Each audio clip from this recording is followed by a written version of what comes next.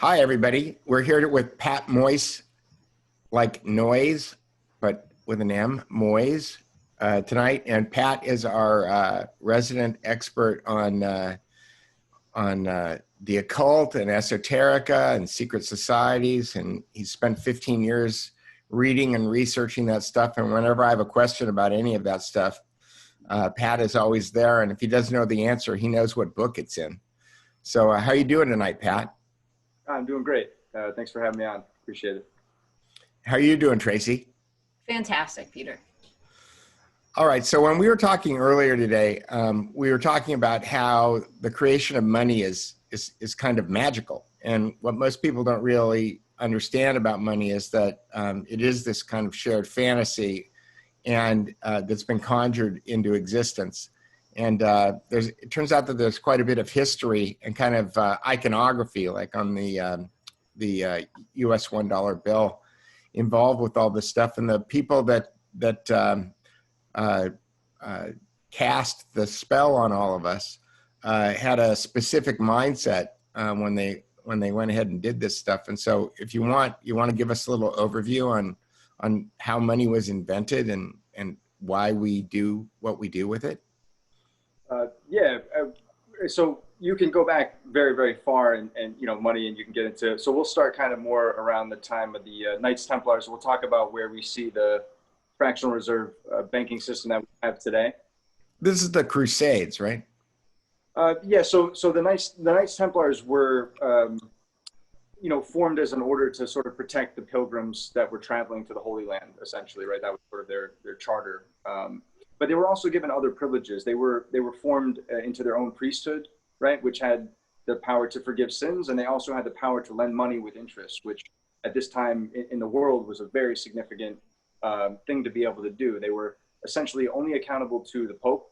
They could lend money with interest, which no one else was allowed to do, and they developed a massive amount of wealth and land and fortune, because a lot of nobles in that time, because of the prestige and honor of being a member, when they would join, they would donate all their land to the group. So they developed a network of locations spread out in a route that people would take to the Holy Land. And essentially, in a very simple way, what happened was someone would go to the place closest to their home, and they would deposit a bunch of gold that they were taking with them to pay their way through. And they would get a piece of paper, and the Knights Templars, they referred to it as a chit. And that's the word that became the word check in our modern financial system.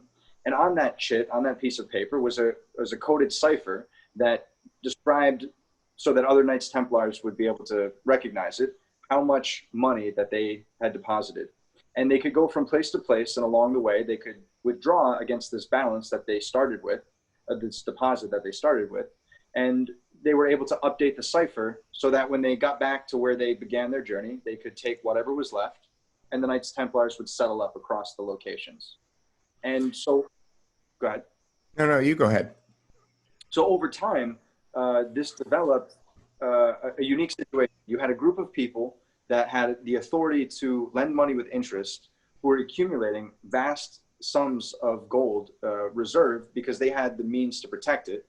And so what started happening was a lending process started happening where, they sort of figured out the same thing that our modern financial systems figured out, which is, as long as not everybody wants their money back at the same time, then you can lend out money that isn't yours. You can lend out other people's money, so long as everybody doesn't ask for it back at the same time. That would be a bank, modern parlance, right? Plus, a lot of those people were going to the Crusades and they never came back, right? Also would be relevant to the story. Sure. Yeah, that's a little convenient. Yeah, right.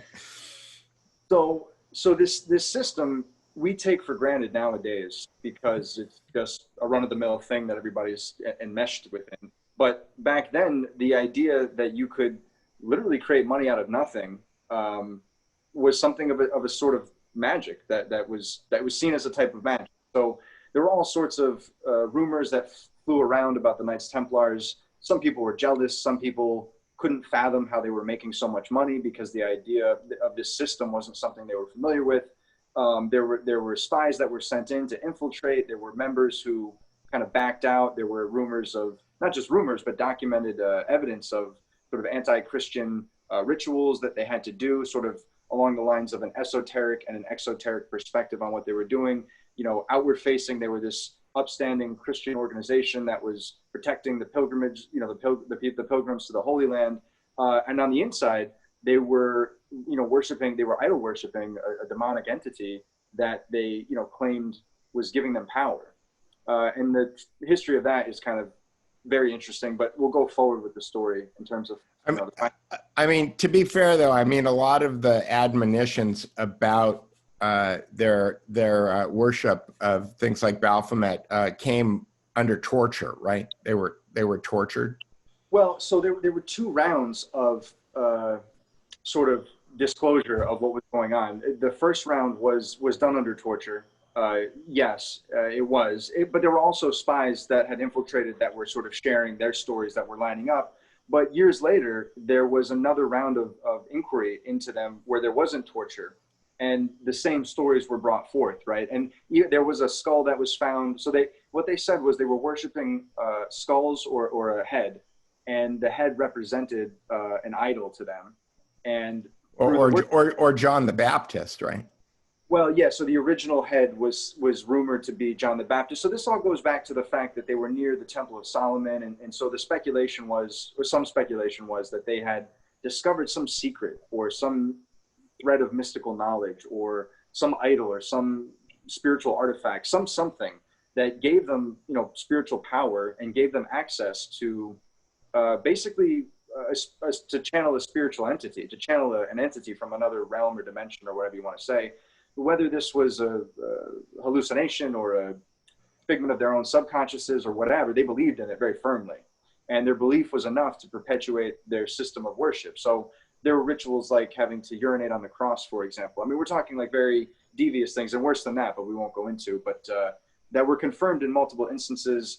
And it was the fact that these stories were corroborated across geographic locations, very widespread locations, that showed some type of organized leadership that was perpetuating the system, and it was a ritual system. It was a ritual system that they were adhering to, and it was done for purposes of making the land be fruitful and their yields be plentiful, and also to bring them, you know, financial wealth and spiritual control. And so this is, go ahead. Yeah, and don't the Freemasons consider themselves an extension of the Knights Templar, like they're the next version or the next generation? Yeah, there many Western esoteric organizations sort of try to claim lineage connected to the Knights Templars, right? So there's definitely a lot of that. And the thing about esoteric societies is you have to, you know, if you're an outsider, like I'm an outsider, I just have books. I just read books and I'm curious, right? If you want to research this stuff from an outsider's perspective, it's all about triangulation. You're trying to triangulate across different stories and narratives and different themes and different historical incidences. And you're looking at it from a big picture view, and you're trying to extrapolate patterns that you see recurring. And then when you see patterns recur over time, it gives you a more solid framework. But the more specific you get into what was really going on and who was doing what when, the murkier things become, right? So the more you zoom in, the fuzzier it becomes. Because we just don't know so much of what was really going on. And you know, well, and a lot of what we do know it was written down by their detractors. I mean, you talk about exoteric being the kind of Catholic, you know, Pope-driven narrative, and then the esoteric being more Gnostic, which a lot of people don't understand. It is kind of Christian, right? It's still based on a lot of the same Bible verses, or sometimes Gnostic verses, like the Gospel of Thomas or something like that. Yeah. But those things were not approved for anybody to be worshiping. That was kind of bad territory to be in. Is that correct? Yeah. So this is a great pivot to kind of get away from the money side of things for a bit and talk about cosmology. So there were different cosmologies that different groups had, and you know, cosmology being sort of the way you describe, you know, God, reality, and how you orient yourself within that framework. So the Gnostics were not a monolithic structure, right? There were many threads of Gnosticism, but the essential framework of Gnosticism is that there's a there's a series of layers to reality that this place that we live in, this physical reality, is sort of the bottom of that chain. And the further up you go, the closer you get to a source of where it all kind of comes from. So this kind of gets into simulation theory. It kind of gets into this idea that we're in this physical reality, but there's other layers of the electromagnetic spectrum. We're kind of moving all around us, right? Radio stations that we listen to in our car, the waves of those radio stations are right in the air, hitting me right now, hitting you right now. We just don't have a box next to us that's tuning into them, but they're present. So right, and we kind of are a box, right? That's tuned to specific signals, and We're an antenna. Yeah, we're an antenna. We're a camera. We're a microphone. We've got all of that stuff kind of built into one package. Darn, I was going to say something and I can't remember now what I was going to say. Well, do you remember what it was that sparked the thought? Can we go backwards? Whatever the last thing that Pat was talking about before we talked about antenna. Well, he was talking about how the Gnostics believe I know. is multidimensional, for lack of a better term. Right. I mean, one of the things that Pat and I have talked about a lot, Tracy, is kind of what brought us together, is the idea that secret societies have this knowledge that they apparently have been shepherding. Some people think that they've been shepherding it since Atlantis and the flood, right? And then you've got people out there in the world who are just trying to figure stuff out. And a lot of times the people who are out there in the world who figure stuff out wind up figuring out stuff that has been hidden secret, has been secreted away. And so you get these kind of conflicts, because there are some people who are trying to maintain the secrecy because they have some kind of a plan. At least this is the way the hypothesis goes. And then there's other people who are just trying to make humanity a better place. So, Albert Einstein is or Isaac Newton. Isaac Newton, a lot of the stuff that he did is he kind of took a lot of things that were Hermetic principles, which are kind of pre-Gnostic ideas, right? Or at least contemporaneous with Gnosticism. And Egyptian. And he applied some math to it. And Albert Einstein, took it and moved it to the next level. Although Albert Einstein did work at the Swiss Patent Office for 14 years while he was writing special relativity. So you have to wonder what the patents were that Albert Einstein might have been looking at while he was working on that stuff. There might have been some secret knowledge there or stuff, but most of the secret knowledge has some kind of encryption, right? Or steganography. There's some kind of way that it's not written in a very obvious or a straightforward way. Is that correct?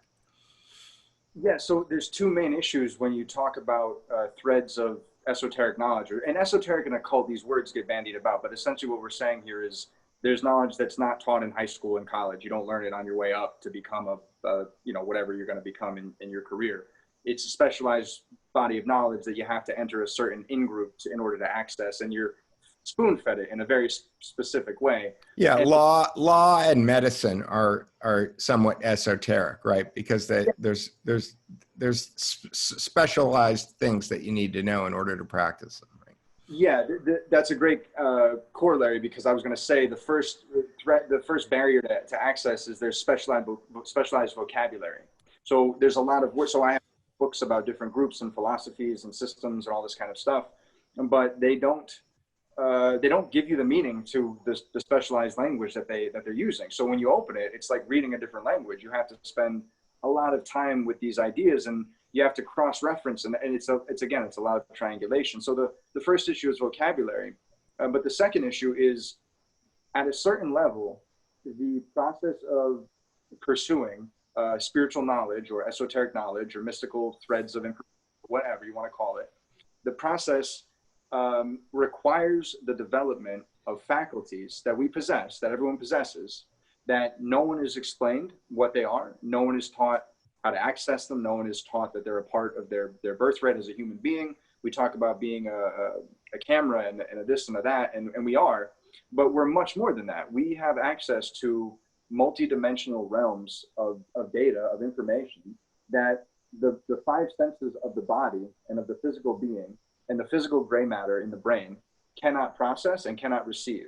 So there's additional faculties that we possess that have to be pursued with intent. And if you don't know how to do that, if you don't have a framework for doing that, then you're not going to develop the necessary faculties. You're not going to have the special sunglasses that let you see the infrared light, as a metaphor, that these people are able. Or the lizard people. Well, right. I mean, there's all sorts of, offshoot stuff. I try and stay as grounded as possible, because it's already a heavy topic, right? So, ancient history and ancient aliens, and all these kinds of things. I mean, who knows, it's interesting, but for me, I think of it like this: how can I take this body of knowledge that I've been, storing and learning about, and how can I synthesize it in a way that's practical and it has utility for a regular person that is just kind of wants to get more in touch with their own spiritual nature, that wants to get closer to God, that wants to be able to be of more service in the world and do more for others. How do you give someone like that a framework that strips away the special jargon and lays out clearly and plainly some principles that are fundamental across time, across many groups, that give them a safe ladder they can climb to tap into more of who and what they are, essentially? Right. I remembered what I was going to say earlier, because you kind of jogged my memory a little bit. And that is the idea that in the Gnostic worldview, it seems like there's a certain amount of knowledge that you needed to acquire before you would be ready for salvation. And the trade-off between the Gnostic worldview and the Catholic point of view was that the Catholics believed that faith came first and then knowledge, and the Gnostics believed that knowledge came first and then you could understand what your faith was actually all about. Is that a safe assumption? Yeah, I would look at it as it's really, so yeah, so the key doctrine in Christianity, so we'll take Christianity. So the key doctrine of Christianity is that only through Christ, only through belief in Christ as the Son of God are you saved, is your soul sort of saved. And the Gnostic worldview is that you save yourself by the acquisition of knowledge and the correct use of that knowledge in such a way that you build a ladder to your own salvation. And there is room for overlap in these two worldviews. Some historians and some traditions look at Christ as a Gnostic figure who demonstrated things that were a practical manifestation of knowledge that he possessed. So some people look at it that way. And some people, think that's a heresy. And I don't take a position on any of this. I just try and understand where other people are coming from. I mean, right. I was raised Christian, and I would consider myself to be a Christian, and that I believe in Christ. But I don't really take a position on the politics of the differences. But yeah, Gnosticism looks at gaining knowledge, and this is the issue. If you have to gain the knowledge and some people aren't capable of gaining that knowledge, then it makes it that salvation is for a special few. That's the issue that Christians have with Gnosticism. They say, no, Christ died for all of us. Christ lived and died for everyone. So you can't say that it's only based on a special process that not everyone's going to have access to that you can be saved. And I think that's a valid point. Right. But the Catholics wound up winning because one required a lot more effort, it seemed. The Catholics were good at kind of grabbing the pagan holidays and making them their own, and then giving people an opportunity to be saved without really changing their lifestyle too much. Is that safe to assume? Yeah, I mean the overlap of pagan traditions with so the idea of syncretism is very important when you're talking about esoteric systems and belief systems that evolve. Syncretism is the idea that you're sort of absorbing different pieces from different things. And if you want a whole group of people, a whole nation or a whole body of people to go along with a new system, the easiest way to do that, practically speaking, is to take as many elements of their current system and blend it into. Over time, we've lost sight of that. We just look at it as, oh, this is on that day, this is on that day. But it's very clear that the framework for Christianity is based on other systems that were before that. And there are stories in other cultures much earlier than Christianity of a guy that's just like Christ. I mean, there are other stories like that. Now, that doesn't invalidate the life and story of Christ, right? But it means that there you look for patterns, right? So there are patterns of these kinds of things that show up in different places at different times. And a lot of it does end up connecting to cosmic or astrological variables that are at play. And that is a big part of the esoteric worldview, or the hidden worldview, is that it relies heavily on the rhythms of cosmic forces that are at play all around us, influence us all the time. And that's a big part of all those systems rely on that.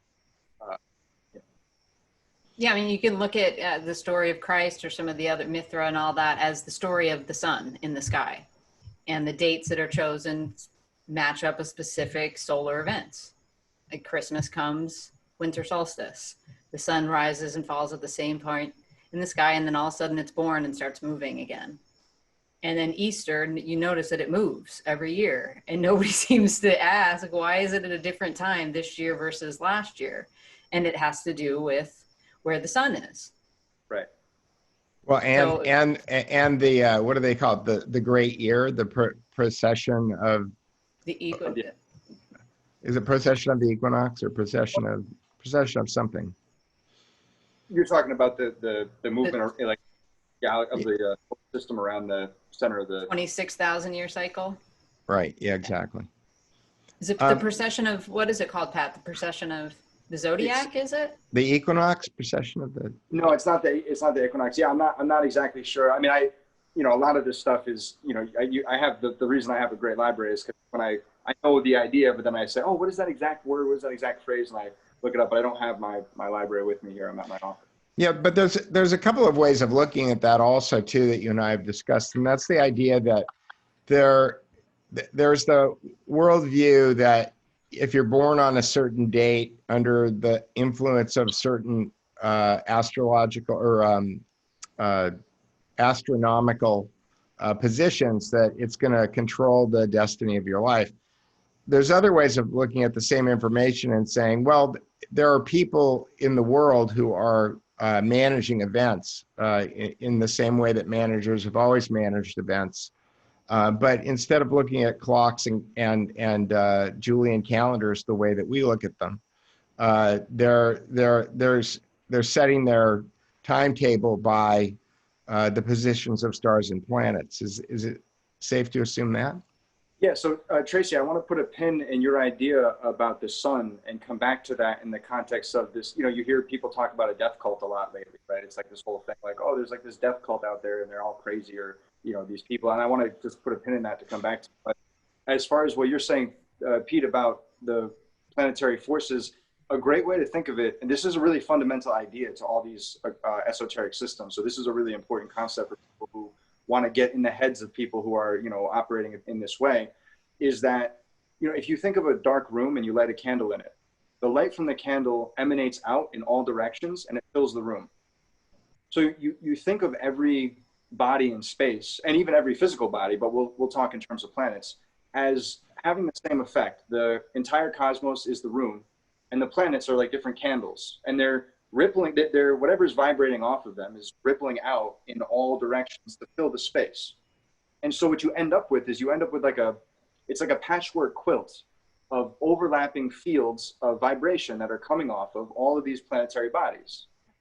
And it happens in such a way that if you pick a spot, like this spot right here, if I had a powerful enough observation device, I could see all the planets if there was nothing in my way, and I could perceive it. So what the idea is that, you're in an ocean of vibrations, and when you're this is the esoteric idea. When you're conceived, the spot, or when you're born, depends on your system that you think about. But at a certain moment in time, wherever that life begins to happen, it's like a cosmic clock that timestamp whatever frequencies and vibrations are rippling and overlapping in that particular position. There's like a special unique timestamp, and then we call that the birth sign, and it has to do with the position of all the planets and the houses and all that. Now, I don't get into checking horoscopes and oh, are we compatible and all that stuff. That's not my bag. I just don't have the bandwidth for it, and I don't care either way, to be honest, But it is certainly true that the myths around the planets that exist in ancient cultures reveal some esoteric or hidden aspect of the forces those planets are off. And so people who are moving behind the scenes and operating with this kind of a framework in reality, they do look to the movement of the planets and the rhythm of the stars to try and align their different activities with the types of energies as they understand them, to get the maximum effect. So it's kind of like trying to ride the momentum. You want to ride the wind. You don't want to ever be running into it. So if in a certain time period, in their understanding, it's a good time for an aggressive move, then that would be when they would plan that. And if it's time for a more of a lay low and kind of figure stuff out, they would take that approach. And that's very much, I say to my friends that try and get into this, and I say, look, I don't know either way, but I do know that we dance the rhythm of the stars, and that is an esoteric. Right. Yeah.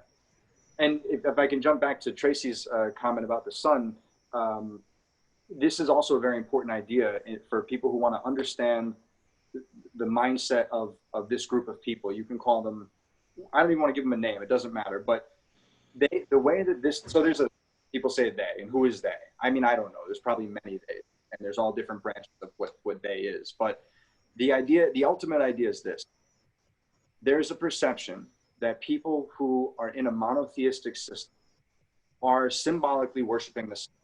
I'm not saying that's what people are doing. I'm not saying Christians are worshiping the bulb in the sky, the emanating star, but that's how it's looked at from the esoteric perspective of people who go through these systems and get high up.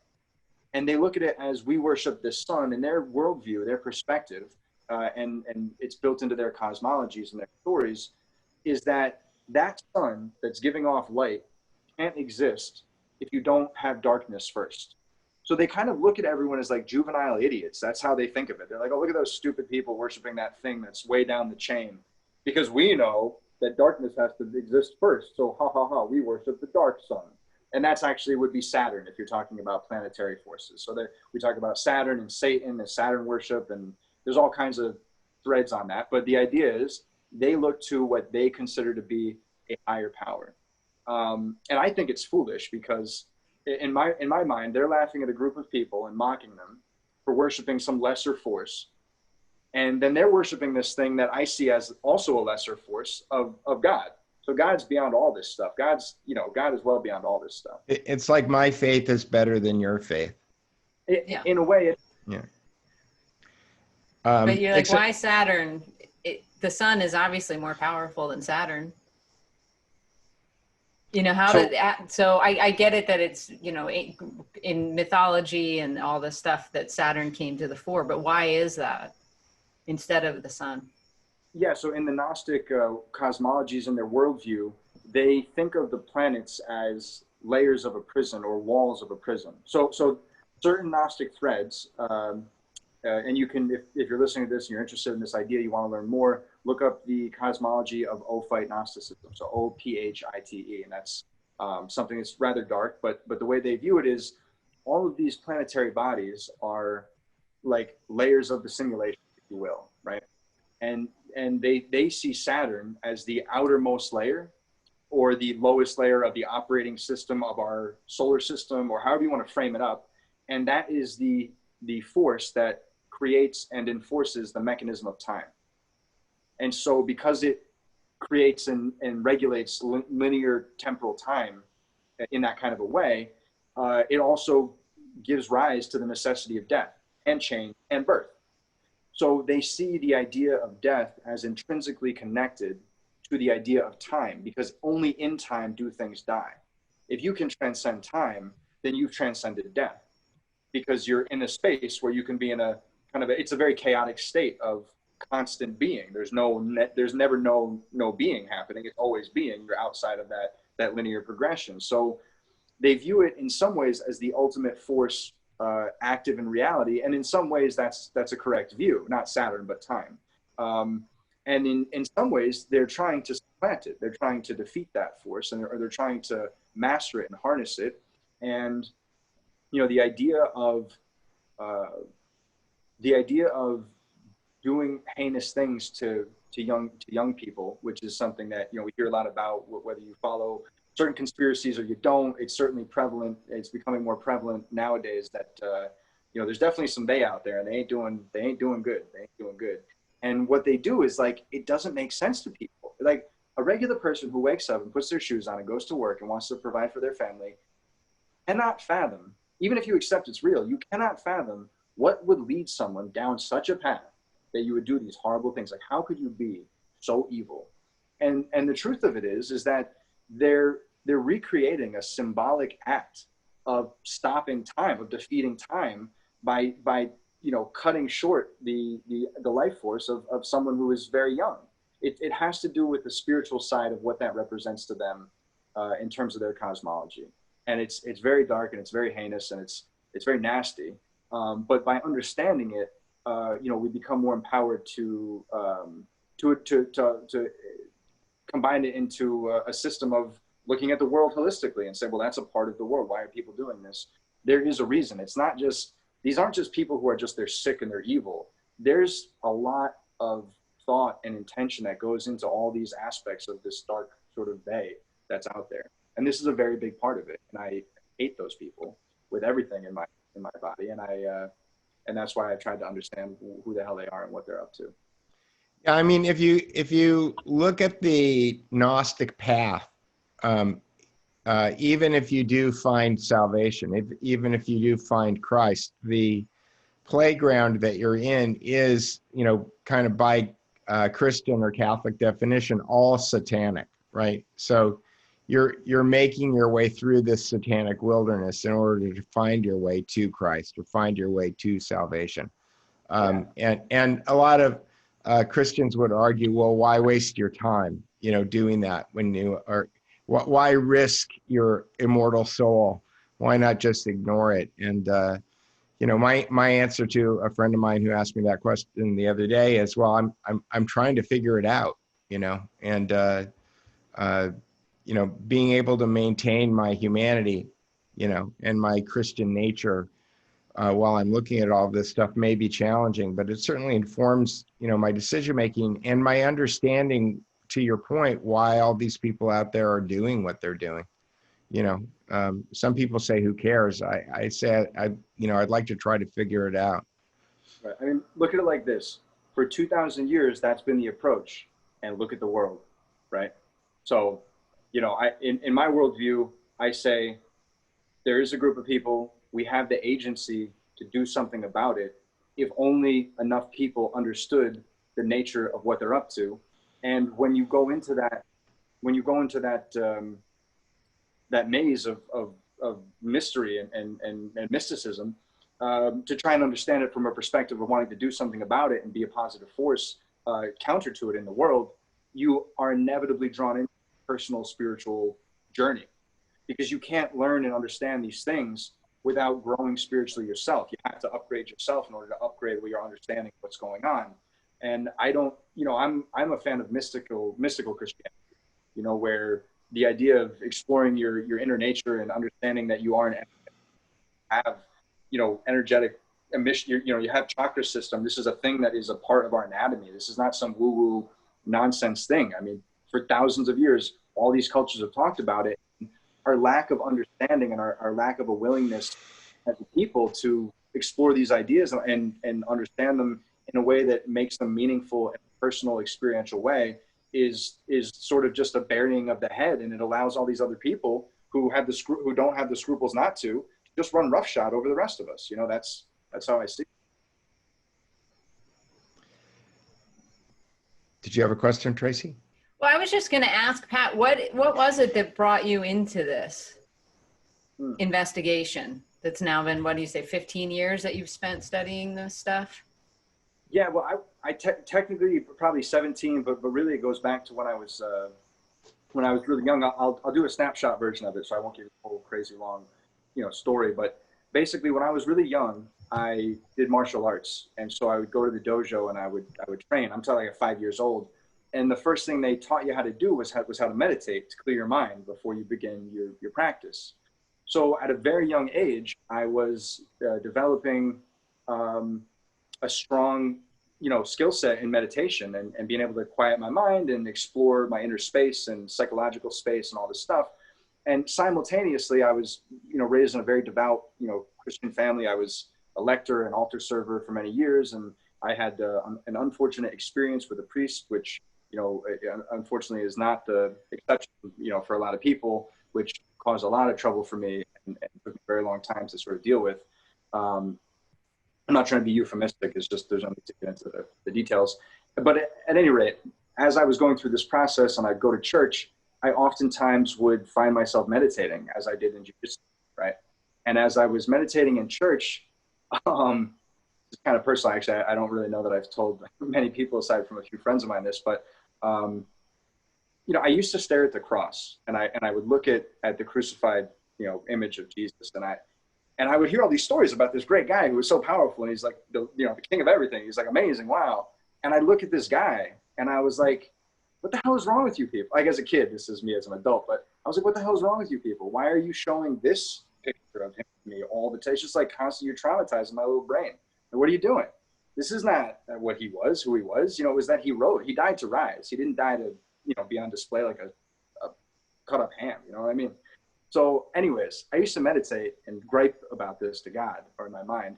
And then one day he just like in my mind's eye, he just like popped off and started talking to me. And I don't know, was I imagining it? My subconscious? I mean, I don't know, but I was a kid and I had a vivid imagination. And I was like, hey man, that's screwed up. And he was like, yeah, it totally is. I agree with you. Anyways, you want to play a game? And I was like, cool. And I started to learn about energy as a little kid, meditating in church. And I learned about, you know, all sorts of things that as I grew up later, I found out were like esoteric principles of the cosmos. I had no idea, but I was really like getting exposed to this stuff in my own mind at a very young age. And then as I got older, I had several near-death experiences. I got jumped by 8 guys in an alley and was almost beaten to death. I fell through a jewelry display case in a warehouse that I used to work in and almost bled to death. So I had all these like things happening that was bringing me very close to death and also to the spiritual world. So as I got older, I studied history because I thought it was interesting and political science. And I also was continuing my meditation and getting deeper into what I was experiencing. And so there was this divergent thread that seemed to be like opposites, but in fact it was overlapping for me because I started to recognize that there were actors in history who, based on what they were doing and what they were saying and what they were writing, that they must have had access to some type of spiritual world that I was also personally experiencing. So as this process of going back and forth from an academic historical studies to personal spiritual inner studies sort of continued to coalesce together, I just started to see more and more connections. And I said, wait a second, like I'm not the only one that I didn't just invent this stuff. People know this stuff, it's been around. And then I started looking into, okay, what groups claim to have this kind of knowledge and who were members of these groups that were also movers and shakers on the world stage, and who are the groups who use this knowledge to advantage and brag about it. So I started to collect a library of really weird, I had Ron Paul, The Case for Gold, next to Cultural Marxism and Political Sociology, next to, techniques in shamanism from across the world, next to, the Western magical tradition of the Golden Dawn. And, and I'm going in these books and I'm going, it's all one thing, it's all one thread. And it became one thread for me. So here I am. I'm the product of that, 17-year pursuit. I really got into it when I was 16, and I'll be 33 in a few weeks. So 33. I'll pop that off just a day, man. No, he's talking about the significance of the number. Oh yeah. This is when I don't tell anybody. He's also, I've noticed you've mentioned the ladder a bunch of times, and I know that that's used in Masonic symbology quite a bit, the 7-rung ladder. And I know there's 7 chakras, the ancients use the 7 planets to mean things. So as above, so below kind of stuff. Yep. The 7 seals. Yeah. There's all 7's a very significant number. For myself, I call myself, people ask me all the time, like, what are you? What do you believe in? What's your deal? What's your thing? And I hate labels just because you can't put God in a box, right? So I don't want to, I don't want to be in a box. I just let me Hashtag me too. Yeah. Let me just flow through life and let me just learn and grow and love people and just let me do my thing. But if people really push me, I say, oh, fine, here's the label. I'll give you the label. I call myself, or I consider myself, if I had to be something, it would be a Christ-centered Buddhist or Rosicrucian, which just means that I believe in Christ I believe he was a real guy. I believe he lived and did the things that he did, and that he did it for us. I believe in that. And I believe in the philosophy of Buddhism as the ultimate approach to living. You flow. You know, stuff happens, you flow with it. You don't get attached to stuff. You be in check with your emotions. That's not a religion to me. It's a philosophic approach to living. And the Rosicrucian part means I like the mystical side of, you know, the framework of reality that is, you could call it Kabbalistic or Kabbalah. So it's studying reality as a simulation of layers that started with some mystical unity, aim, this complex thing that we call the cosmos. And we're in it, we're a part of it, and we came from it, and we're going back to it. So that's how I would, you know, consider myself if you had to put me in a box. We won't put you in a box. Yeah, Robert Grant was talking, he had a podcast this weekend, and he was talking about Leonardo da Vinci being a Rosicrucian, and had some interesting overlaps with Rosicrucianism and Egypt, and the Egyptian Hermetic kind of principles. But I'll have to go watch it 4 or 5 more times before I actually get it into my thick head. Yeah, he's very... A lot of this stuff I just try to let like flow over me, because you can. I noticed that whenever I ask you about anything, you've got so much detail that you can pull up about it, that I find myself getting lost going down a rabbit hole, and I just really kind of need to get context for it before I can figure anything else out. And it's occurred to me in the last couple of days when I've been talking to different people, because as I dig into things and get more and more knowledge, I start to think you can't really explain a lot of this stuff to people if they don't have a certain amount of scaffolding, you know, which I think is also a Masonic term, because you have to build towards knowledge. And if you don't actually understand what's going on in the world, I mean, I think that I have a pretty good handle on what I think is going on in the world and who I think is controlling at least the human domain.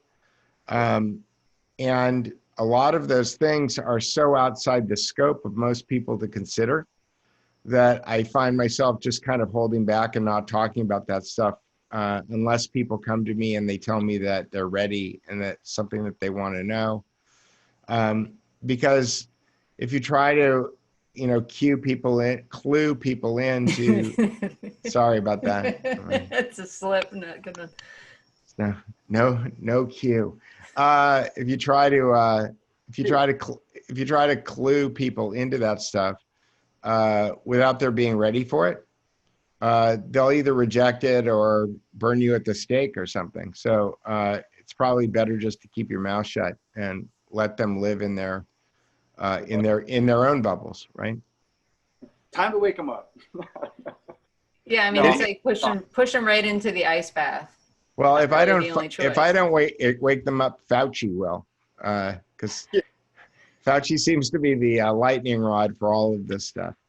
So it's amazing to me how many people who didn't share my worldview have come to me in the last 60 or 90 days saying, "Can you please tell me what the hell is going on? I can't tell from watching television."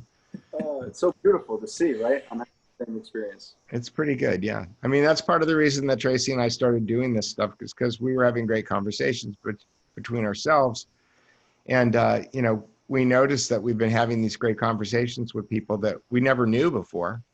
And we thought that we, could share that stuff with the world, because, I didn't know a lot of this stuff before I met you, Pat, and you pointed me in the right direction. I've read 4 Tracy Twyman books in the last 3 weeks or something. I'm on my 4th. I finished Baphomet, and now I'm on Clock Shavings, which is interesting. Tracy had a question about Ouija boards. Did you want to ask Pat your question? Well, I think it came up in the context of you, Peter, telling me that one of Tracy Twyman's books she wrote using a Ouija board. And so I asked how the hell long that takes, because I'm just picturing the Ouija board with that one little triangle, magnifying glass thing. The I'm thinking planchette. it just goes one letter at a time. Writing a book that way has got to take you months, year. It's got to be annoying as hell. And I didn't think you could do that by yourself. So do you have a better explanation than what Peter gave me? She wrote it with a keyboard. In her work, she was with her husband at the time, and he filmed it. It went so fast they couldn't read it. They had to transcribe it after. Is there a video that exists? Not that I know of, and she passed last year, so we'll never know. But I'm inclined to take her at her word. She was quite an academic. She's quite, if you get into her work, she's got a lot of interviews out there. She's a very impressive person. You can question choices along her spiritual journey for sure. So I'm not advocating for any of her positions, but as an academic person who brought forth a body of knowledge that is tremendous utility for someone trying to understand the world that we live in, I'm inclined to take her at her word for the story she shares about her use with that. But you raise like a more important issue for me, a more important point perhaps. So if we let's talk about magic, whatever. Like, what does that mean? Like, let's talk about ritual magic. The idea is that we're enmeshed inside a multi-layered reality, and in each layer, there are different types of conscious, self-aware beings that have their own sort of bounded space that they're in, and they're overlapping right with us here. Like these things might be moving through, and there's negative ones, and there's positive ones, and there's ones that couldn't give two craps about us, and there's all kinds of varieties, right? This is a belief system. The idea is that through a process of doing certain things in a certain way, you activate a protocol that is akin to dialing a phone number. So, I'm going to make this shape, and I'm going to do this thing, and I'm going to say these words, and I'm going to put these colors and burn this smoke and blah, blah, blah, blah, blah. I think people believe in it. I don't know I don't know if you get results or not, but it's certainly been something that's existed for thousands of years where people keep doing it and keep passing it on. If there was no results from it, I don't think so. These are smart people. They're very smart people. They're sick people, but they're very smart people. So I'm inclined to think that there's something to this. And if you can dial the right numbers on the phone, you can tap into, Alex Jones on one of his podcasts, he talked about, Silicon Valley, these guys getting IV drips of psychedelic substances and going and having meetings, and everyone laughed at him like, ha ha ha. Well, when I heard that, I was like, oh shit, that totally jives with everything that I'm talking about. It's just a more hi-fi, high-tech sci-fi way to do it. But that's basically what we're talking about. Is consciousness is a medium and a vehicle. And if you know how to adjust consciousness from your own perspective through practices and techniques and development of different faculties of your own innate being, then you can connect to other aspects of consciousness that are out there. And to take it full circle, we'll go back to the Templars. The story goes, and I happen to subscribe to this, is that they were channeling this entity that they called Baphomet, but Baphomet was like an invention. It was a syncretic invention. It was a cobbled together potpourri of different aspects of different ideas. And what they were basically doing is they were creating a form in a mental realm that you can't see with your eyes, that acted as a conduit to an actual thing that exists that we could call Satan or whatever you want to call it. And it gave that thing a form that it could inhibit or inhabit.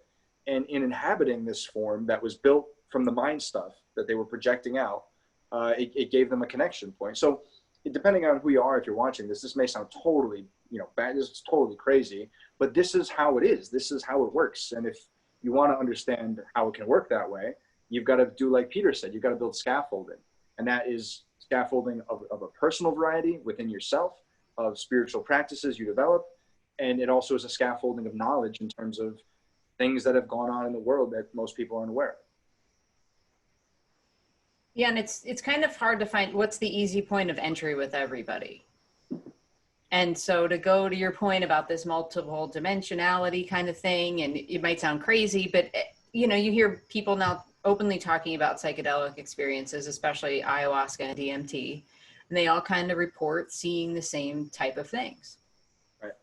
And so is that just tapping in to another dimension that exists all around us all the time? And that's what you need. That's the phone number, as you had said. It's the access code. It's the URL to enter that existence. Or you're just tweaking the radio tuner that's actually, we think our brain is consciousness, but it may be just an antenna, right? Or it may just be the signal processor that's managing this thing that we perceive as consciousness. Consciousness is non-localized to a specific spot, right? It's non-local. People can get bopped in the head, and a part of their brain that does certain functions can get damaged. But if they're put into a certain state, they can still access that information. So the information's stored in a non-local way. My theory is that the chakra system and the auric field of a human being is like if you take it as a composite, the whole thing together, that is like what the subconscious mind is, and it's storing all the data and experience of our lives in little zeros and ones, little bits of streaming data that's just oscillating and moving. Subconscious or conscious? Because Robert Grant uses this example when he says that looking for your consciousness inside your brain is like looking for the programs in a TV inside the television set, that they're not there. It doesn't exist there. That's not actually who you are. You are the sending and receiving device for those signals. And that, to your point, if part of your brain gets damaged, it's like part of your radio transmitter is damaged, but you may actually still be able to send and receive the signal, depending upon, where the damage is localized. Well, it kind of sounded like Pat was describing, if your aura encompasses all of that information, that's your cloud storage, that you travel in your own cloud storage bubble. And that's such a great comment. It's immediately what I thought. Like, you really are your own cloud storage. Yeah, that's cool. And not just that, but that if we go back to the idea of a candle filling a room, that field that you have, that's a part of your physical or your innate biochemical nature, or however you want to think of the energy of nature, is rippling out in a subtle way to the ends of the cosmos at all times. It is streaming in an entangled quantum field into this field that everybody else is streaming into too. And that when you cross that bridge to that kind of a thinking about reality, that is crossing the gateway into an esoteric perspective about reality. And when you think about it intellectually, it creates a shift. But when you maintain that thought and you drive it consistently over time, your experience of reality starts to change. You start to, the number one indicator of this and signal is that you start to have an increasing frequency of synchronicity that are increasingly intense. And when you start to have that happening and you're like, oh, this person's on the same wave as me, what you're saying is there was a similar frequency in your field as their field, and those similar frequencies got together and caused resonance, which amplified that signal. And that's, you can take this biblical and say, Christ said, when two or more are gathered, wherever two or more are gathered. Well, you can take a lot of biblical things and you can apply this framework to it and really enhance your understanding of yourself and of nature in phenomenal ways. And some Christians would say that's heretical and that will damn you. And others, like myself, would say that that's really valuable and that's what we should be doing. And that's what we need to be doing. Well, it's interesting because women who live together kind of like their cycles sync up, right? And I've made this joke for a long time that there's really only 700 people in the universe, and the rest are just kind of there to make us believe that the universe is much bigger than it really is. And I saw a meme the other day, which is like when you look at something, it's a particle, and when you have your back turned to it, it's a wave. And all of those ideas seem to kind of like gel for me this weekend when you texted me that you were having lunch with Target Tory. Tell us about that. How did that happen? So this is crazy. Okay, so this is insane. So at the end of the day, during the summertime, a few of us get together at one of the people that we all work together with, and I'm there, and it's a house on the water, and there's a dock, and I'm sitting there. We're just hanging out. We're having a drink. We're relaxing. We're talking a little conspiracies, little politics, talking a little bit down these kinds of lines. It was great. And I see this boat, and then I used to sail my whole life. I raced sailboats my whole life, so I have a keen eye for the water. And I'm looking out. And I see this boat coming in on a track towards us, and I said, oh, they look like they're coming over here. And one of the guys says, yeah, it's some friends of mine. They live across the water, and they're on their way over. So I'm like, that's cool.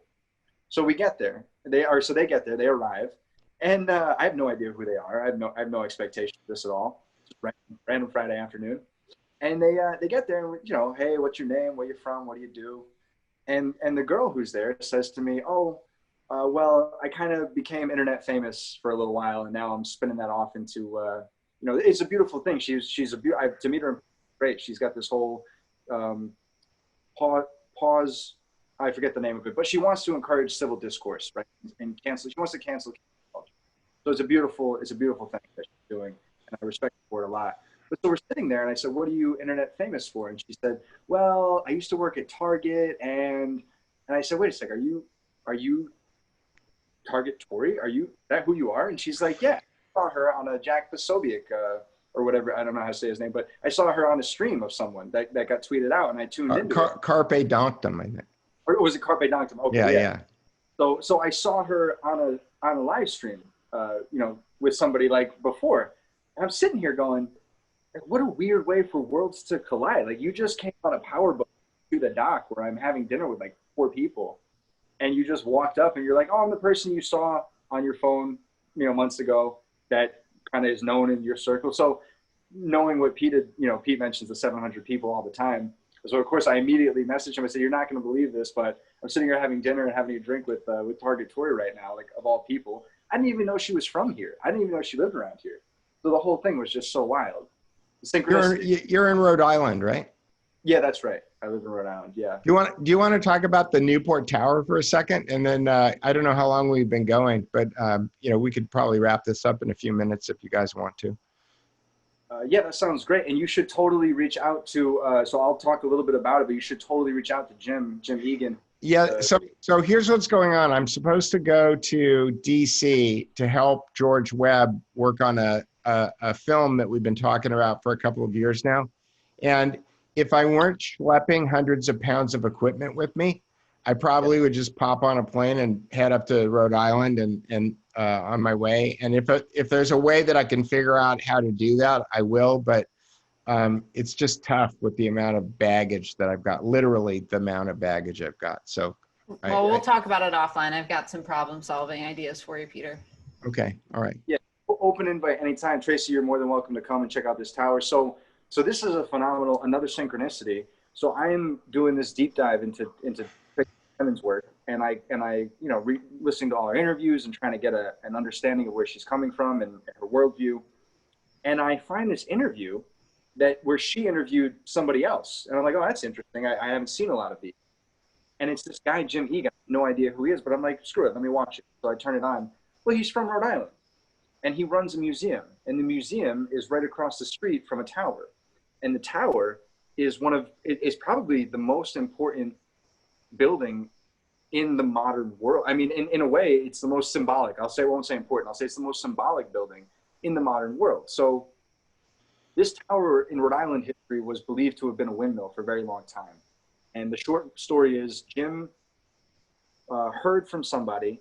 He was a professional photographer, and he heard from somebody that if you went to this tower at a certain time, you would see an alignment of a lunar event. You'd see the moon. There's 2 windows in this tower. It's a stone tower. If you want to check this out, it's called the NewportTowerMuseum.com, and his name is Jim Egan. And he's a good friend of mine. He's a wonderful guy, just very kind, very brilliant, just beyond brilliant. And he went to see if this was true. And he took his camera as a photographer, and son of a gun, the moon went right by, and from outside the tower, there are these 2 windows. It's a circular tower, and the moon shone right through the 2 windows. And he said, wow, this tower was dated. They dated the oxygen bubbles trapped in the mortar at the foundation of the tower, and they dated it back to the 1500s. He said, how the hell did they build a tower that could do that in the 1500s? That's kind of impressive technology. So he starts doing digging. He goes to a library with historic records. He looks up old maps of the area from that time period. And he finds a very old map that has the bay right next to the tower. And on the map, on the bay, it's named the John D. Bay. And he was like, wait a second, the John D. Bay, why is it named the John D. Bay? And what's this tower? And he was alive at that time. What's going on around here? Tell everybody who John D. is. So John D. is sort of the archetypal, like, magician character. That's where like the white beard and the hat and the whole thing, that's like the John Dee archetype. So John Dee was the advisor to Queen Elizabeth the First, and maybe I have to check that, but he was the advisor. No, yeah, I think he was the astrologer to Queen Elizabeth, and he was also a spy, and his code name was 007. And he's the guy who wrote the encryption that Alan Green used in order to decipher the inscriptions in William Shakespeare's burial chapel. Yes. Yeah, he's a very interesting character.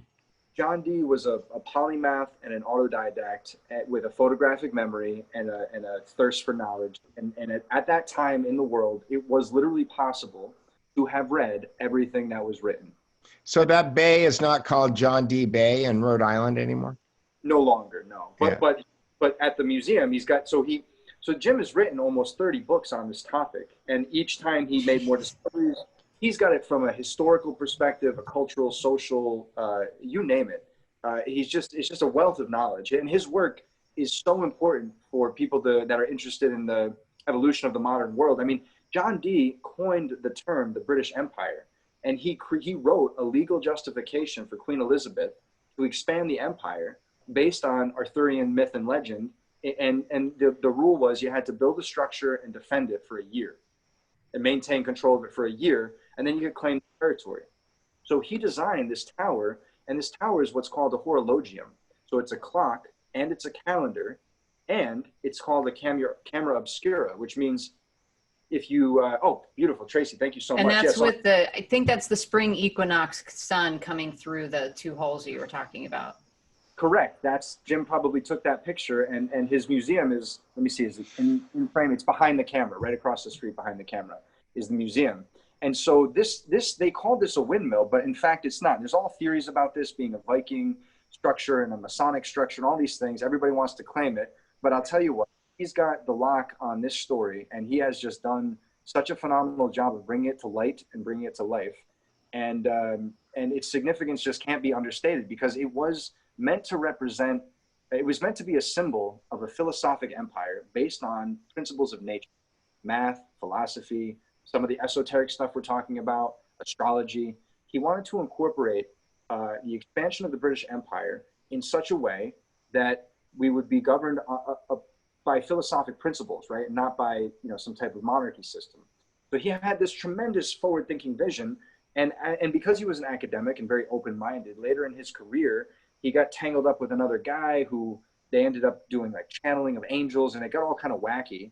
And when it came out years after his death that he was involved in these kinds of things, he became kind of discredited on the world stage. He became kind of a non-starter in terms of respectability. And so the story was really lost to history. And Jim has revived this story and brought forward this just tremendous body of work that looks at this from so many angles that I wouldn't do it justice to explain it, but I've said enough about it. So go to the Newport Tower Museum and check out, his work. It's fantastic. And when does it date to? Because Peter told me and I couldn't believe it, isn't it? 1540s. It's the oldest building in continental North America. People come from all over the world to see this thing. And not enough people appreciate the richness of the story. But he's just working away, and it's evolved so far beyond that now. He's doing, interpretations of Shakespearean. So he's deciphering codes in Shakespearean work. And, John Dee was probably hooked up with this Rosicrucian circle. And there's also all these guys were into this esoteric knowledge and this mystical stuff. And they were trying to say, how do we make a foundation that we can scaffold upon to get to the point where we can have a nation of people that can actually bring this knowledge forward? And it's just a beautiful story. And so what do you think? I know this is hypothetical, but what do you think that people like John Dee and, Alan Green has done all the great work on Shakespeare's sonnets, and it seems that Edward de Vere had a lot to do with the writing of the William Shakespeare stuff, and Francis Bacon wrote his New Atlantis treatise on the development of North America into the New Atlantis. What do you think that these guys would think of right now about the New World Order versus the rest of humanity that we're kind of stuck in at this moment in time? I think they'd say our plans are almost to fruition, right? Really? Yeah. Yeah. See, the thing So, about, so you think Klaus Schwab is in alignment with John Dee? no, not exactly, but I think that, as above, so below. Tracy mentioned that, and that's a great way to look at it. So let's look at a human being going through call it a spiritual awakening, call it a facing of the shadow, call it a dealing with trauma, call it whatever you want. Let's look at a person going through that. The process of such a thing happening in a psyche, in a person, is that you loosen up, you jostle loose all this stuff repressed in the unconscious. It comes to the surface, and it's like a sewage pipe burst. It's a mess. And all this crap comes out, and it looks on the outside and it feels to the person, right? Like it's just, everything just got so much worse. But it's not that things got worse, right? In any way, shape, or form. The problems that were present before are just being noticed now. And because they're being noticed, it's causing all these backlashes and counter movements, and all this stuff is happening. And so in a global way, I think what's happening right now is a whole lot of people are tuning their dial and they're going, wait a second. We've been governed by a death cult for millennia? Are you shitting me? Are you shitting me? Like, no, we're not doing that. We have agency. We have opposable thumbs. We can do stuff. Get the fuck out of here with this. No way. And so because that's happening, it's causing this sort of chaotic situations, and it seems like it's crazy, but that's the only way through. Right? The only way out is through, right? So we're going through a necessary process in a global way that involves humanity facing and dealing with the darkest and worst aspects of our global civilization that have been unaddressed and allowed to just run rampant under the surface for thousands of years. And now we're bringing it to the surface. And because we are, it feels like things are really bad. But in fact, what's happening is the sun is rising and the mist is being scattered and the darkness is being scattered. And proof of that is, you just look at 2 years ago in my own life. If I said a tenth of this stuff, everybody I knew thought I was nuts. They like me. I'm a nice guy, but they thought I was nuts. My family, Everybody thinks I'm nuts. Yeah. Well, you're in good company, Pete. I'm with you. You too. But now all the people who thought I was nuts, I'm getting calls from people. Hey, what was that crazy stuff you were saying a few years ago? Hey, can you send me that book? Hey, can you send me an article? Hey, did you hear about this? I'm like, yeah, I know about that 7 years ago. Like I tried to tell you, thanks for calling me back now. But despite the little frustrations we have, right, that people didn't come along when we wanted them to, the fact is that a massive amount of people are opening their minds to ideas of, elite rulers, to conspiracies, to cults and occult influence, to spiritual aspects of their nature, to chakras. I mean, this stuff is becoming mainstream. It's becoming mainstream, and there's nothing you can do to stop it. Like Ron Paul, I love Ron Paul. God bless Ron Paul for the work that he's done in his life, in his career. I think you and Tracy are on the same tip there. Yeah, that's why I got involved in politics. It was Ron Paul's. I watched him in a debate years ago, and I was like, I don't know what the hell this guy's talking about because I don't know what economics is, but I sure think he's got the fire. And I started learning about Austrian economics, and I went to Tom Wood's Liberty Classroom, and I took all his classes, and I just went down that rabbit hole for a while, and it was great. But at any rate, people are waking up, is what I'm saying, and you can't kill an idea, and this is the idea whose time has come. So we're just on for the ride, and I think it really is God's plan. So we're all just kind of in this together, and we got to build community with people like ourselves who are on this path of trying to decrypt this information and figure out ways to package it in useful ways for others, and do the work ourselves so that we're capable of being leaders and messengers in the next kind of phase of whatever's to come. That's where we're at.